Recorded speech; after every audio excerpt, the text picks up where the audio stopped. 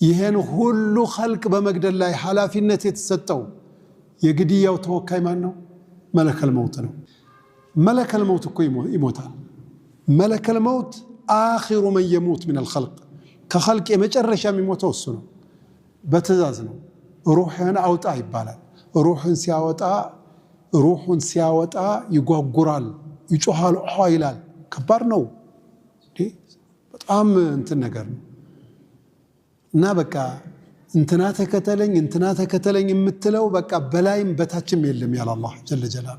በላይም በታችም የለም። እኔ እንደው ሁሉ ጊዜ እንደምነግራችሁ እንደው በላይም በታችም ተከተለን የምንለው የሌለ መሆኑ እንደተጠበቀ ሆኖ የመጨረሻ የሚደብረው ደግሞ የኔ ቢጤ ደካማ የሆነውን ሰው ضعف الطالب والمطلوب ያለ አላህ ጠንቋው አስማተኛው ጋር ተለጥፎ ሰው እርዱን ገዙን ምናምን ነገር እያለ በጣም ራስን ማዋረድ።